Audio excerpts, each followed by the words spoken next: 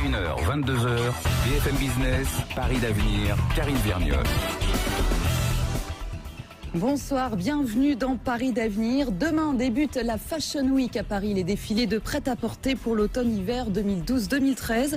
Ceux qui s'intéressent au monde de la mode savent qu'aujourd'hui, encore des dizaines d'ateliers parisiens travaillent pour les grandes maisons de couture, intégrés directement dans leurs murs, les petites mains s'activent sous les toits, ou alors il y a aussi tous ces savoir-faire qu'elles vont chercher chez les spécialistes, plumassiers, brodeurs, chapeliers, etc.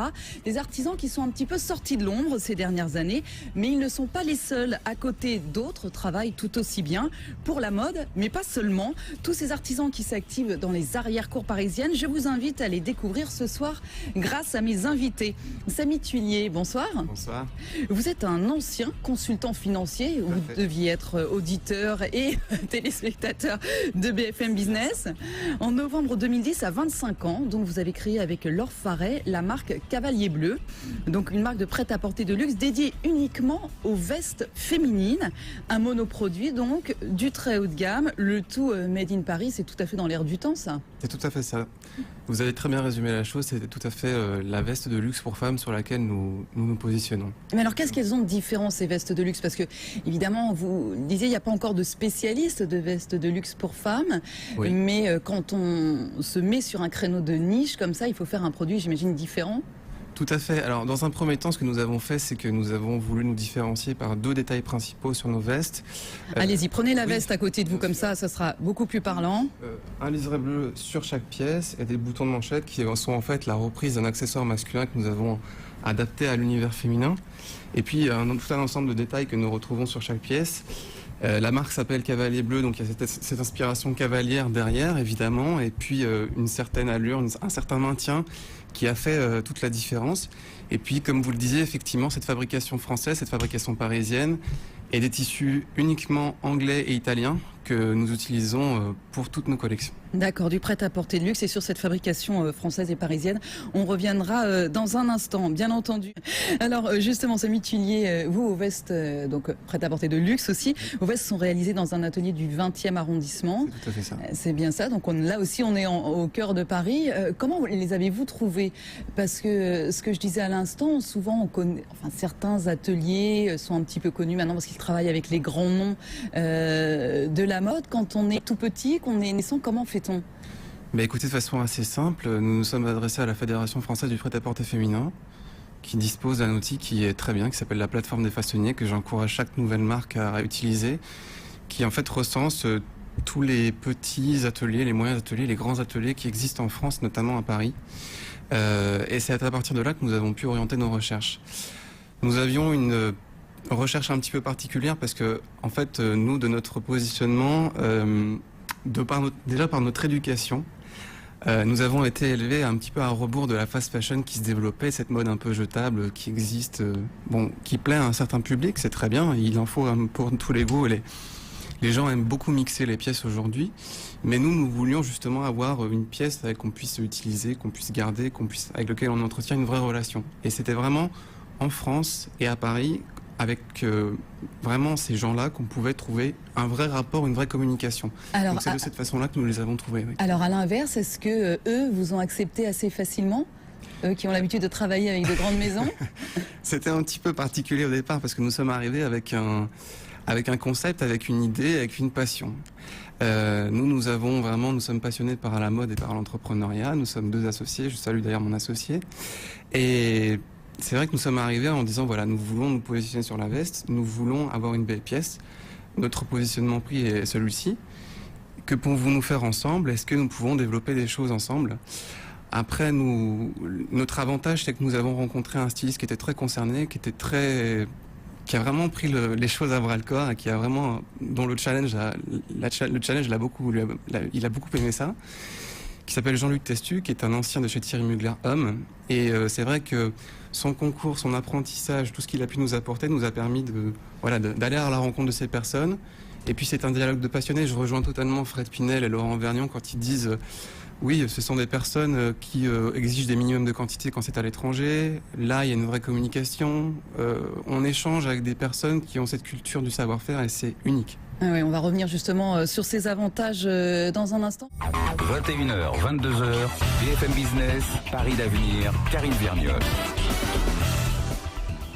Et je suis toujours en compagnie de Fred Pinel, maletier maroquinier, dirigeant de la société Pinel et Pinel, de Samy Thuillier, cofondateur de la marque de veste de luxe Cavalier Bleu, et de Laurent Vergnon, dirigeant de Steel Time, nouvelle marque de montres. Alors avec vous, on fait un petit tour de Paris, 15e arrondissement pour la fabrication des montres Steel Time, 20e pour les vestes de luxe Cavalier Bleu, et Montmartre, donc c'est 18e, hein, c'est ça, pour les mâles Pinel et Pinel. Alors on a aborder un tout petit peu le sujet avant la pause et les infos. Donc on sait pourquoi vous avez choisi Paris, mais aujourd'hui, quels sont selon vous les avantages et les inconvénients de Paris? Alors je crois qu'un mot est revenu dans vos trois bouches, finalement, c'est la souplesse, la réactivité, Samy Thuillier. Tout à fait, c'est vrai que c'est beaucoup plus facile pour nous de travailler avec des gens qui sont sur Paris parce que c'est très simple de se déplacer vers eux, c'est très simple de communiquer et effectivement de pouvoir traiter des commandes spéciales de certaines clientes qui nous demandent une pièce sur mesure, des détails particuliers, des choses qui ne se font que quand on a quelqu'un qui est à proximité, comme un vrai tailleur au final. Par ailleurs, je pense que l'intérêt de pouvoir travailler à Paris, c'est que nous, par rapport à notre image à l'étranger, ça nous joue énormément.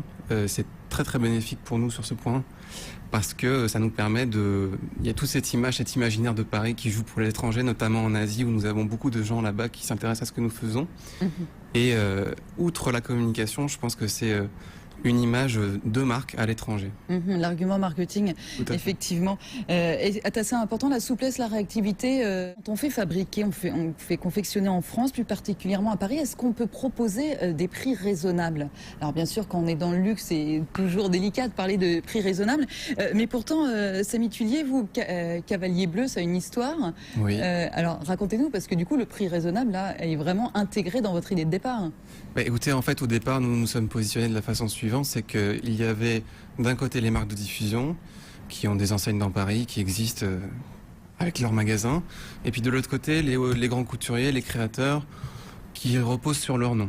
Nous, malheureusement, nous n'avons pas une formation de styliste, donc nous avons créé cette marque avec un nom particulier, qui fait référence à un mouvement artistique de Kandinsky au début du XXe siècle, entre autres. Et qui voulait rendre le travail accessible au plus large public. Donc là, on est dans cette idée-là. Et en fait, nous nous positionnons juste au milieu, dans le sens où nous disions que, voilà, n'ayant pas la prétention et pensant que justement nous pouvions toucher à un autre public, c'est-à-dire une femme qui a entre 30 et 45 ans, qui a envie d'avoir une belle pièce, qui n'est pas forcément celle que porte soit sa fille, soit une fille un peu plus âgée qu'elle, mais qui n'a pas forcément ni envie d'aller chez les grands couturiers, ou pas toujours la possibilité. Voilà, elle vient chez nous, elle a une belle pièce qu'elle peut mettre tous les jours, dans toutes circonstances, qu'elle peut accessoiriser et qui peut se porter aussi bien en soirée comme en journée. D'accord, alors on reviendra sur la question parce que vous n'avez pas tout à fait répondu sur est-ce qu'on peut proposer justement des prix raisonnables quand on est à Paris. Alors on fait une petite pause d'abord et puis comme ça vous peaufinez votre réponse et puis on y revient juste après sur BFM Business. 21h, 22h, BFM Business, Paris d'avenir, Karine Vergniol.